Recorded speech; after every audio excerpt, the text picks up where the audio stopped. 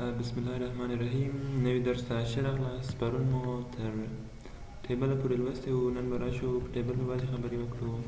زه به راشم دلته نیو ټیبل مې انتخاب کړم. تاسو راشئ انزرټ ته. ټیبل مو لوستی وو چې رو او کالم لري. تاسو یو ټیبل جوړ کړئ، تاسو لپاره به ټیبل جوړ شي. نور برخې مو لوستې وې، ضرورت نشته چې بیا وخت په تېر کړو. کالم د رو د شیډینګ ورکول کېږي، دلته سټایلونه دي، دا برخې مو زده دي. را به شو نورو برخو ته. یوه برخه مو پرون لوستې وه چې ما درته وویل چې دا سارت په ټیبل کې شامل کېږي. ما یو ټیبل جوړ کړی دلته. را به شو دلته د شاګردانو آی ډي ده، نیم ده او نمرې دي. تاسو راشئ دلته دا انتخاب کړئ، بیا راشئ هوم ته، دلته راشئ سارت ته. تاسو وینئ چې نمرې بې ترتیبه دي، 45 د بې ترتیبه نمرې دي. زه غواړم چې دا ترتیب شي. غواړئ چې رول لري که نه، تاسو راشئ هیډر لري که نه، د آی ډي نیم دا هیډر دی. دا انتخاب کړئ. تاسو به وایئ چې کوم کالم انتخابوئ. زه وایم چې مارک. د مارک په څه شی دی؟ نمبر دی. دا په نمبر په اساس ترتیب کړئ. که مارک مساوي راغلی، مثلا 45 او 45، دلته د زبیر او جمال ترمنځ مساوي دي، بیا څه شي باندې کار وکړه؟ بیا په نیم باندې چا چې نیم مخکې وو هماغه انتخاب کړه. تاسو به وینئ چې دا اوکې کوئ. نمرې ترتیب شوی، خو د جمال او زبیر چې مساوي وي، اول جی راځي بیا زیډ راځي، دا په دې اساس ترتیب کړئ. دا د سارت برخه وه چې پرون مو تاسو ویلي وو. بل په ټیبل کې ډرا ټیبل ده. یو ټیبل غواړئ چې رسم کړئ، یو رو د اندازه کوچنۍ کړئ. دلته نور برخې هم اضافه کولی شئ. دا مو لوستي وو، خو زه بیا راشم دلته یو ټیبل یو لاین کوچنی کړئ، بیا دلته تاسو نور برخې ته اضافه کړئ. کالم روار شي اضافه کوئ، اضافه یې کړئ. دا مو په پاور پوینټ کې لوستي وو، وخت به ډېر لږ تېروو. بل کانورټ ټکسټ ټو ټیبل. یو ټکسټ لرئ، غواړئ چې هغه ټیبل ته تبدیل کړئ. زه به ډېر کم ټکسټ ولیکم، یو نیم، دلته کاما ورکړم، آی ډي. تاسو راشئ دا انتخاب کړئ، دلته راشئ کانورټ ټکسټ ټو ټیبل، دا انتخاب کړئ. نمبر څلورو کالم لري، دا انتخاب کړئ. نمبر اف کالم 2 کالمه لري. دا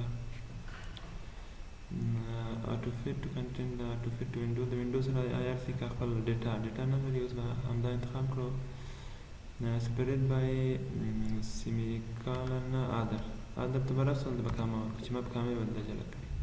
اوکې ووایئ. آی ډي او نیم لپاره یو خاص ټیبل ته تبدیل شو. بل په ټیبل کې ایکسل سپریډ شیټ، ایکسل ټیبل اخلئ. کویک ټیبلونه دي. تاسو پبلیشر کې هم لوستي وو چې مثلا جنتري وه او بعضې نور ټیبلونه وو چې له موږ له هغو څخه استفاده کوله. بل پیکچر مو لوستی ده. په دې باره کې ډېر پوهېږي، په دې باره کې زیات خبرې هم کړې وي. په دې معلوماتو یې هم په راپینګ او په هره برخه مو زیات خبرې کړې وي. دلته به بیا راشو. آنلاین غواړئ چې پیکچر واخلئ. آنلاین پیکچر نه اخلئ ځکه چې د هغه سایز زیات راځي. که غواړئ چې پیکچر واخلئ، همداسې په عادي حالت کې به انتخاب کړئ.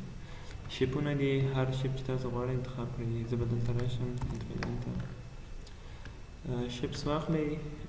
دا ډېر عادي خبره ده، دا نور معلومات تاسو پوهېږئ. فیل لري او ټکسټ باکس غواړئ رسم کړئ، رپ یې کړئ، بیکګراونډ ته یې ولګئ. دا برخې مو لوستې وې. بل سمارټ آرټ دي. کله چې تاسو په یوه اداره له کوم بل ځای څخه کار کوئ، غواړئ چې د هغه معلومات لیست کړئ، عکس یې راولئ د خلکو. راشئ سمارټ آرټ انتخاب کړئ. دا هم لوستي وو. دلته د یو چا عکس ورکړئ، دلته یې نور معلومات ورکړئ. صحیح ده، دا مو لوستي وو، خو نور تاسې هم کار پکې وکړئ. دا ډېر اسانه خبرې دي. بل چارټ وو. چارټ مو هم لوستی وو. تاسو به ډیټا انزرټ کړئ، د ډیټا په اساس به تاسو لپاره یو ټیبل جوړ شو. مثلا دا ډیټا ده، ځکه چې کله همدا اوکې کړم، زما لپاره به د هغه په اساس یو دلته ټیبل جوړ شوی، یو چارټ جوړ شوی. چارټ چې د انالیسیس لپاره استفاده کېږي. تاسو وینئ چې دا ډیټا ده، هماغه ډیټا یې بدله کړئ، تاسو لپاره چارټ جوړېږي. که په دې کې مشکل لرئ، ما ته ووایئ، زه به هماغه مخکینۍ ویډیو تاسو ته بیا له سره اپلوډ کړم. بیا به انزرټ ته راشو.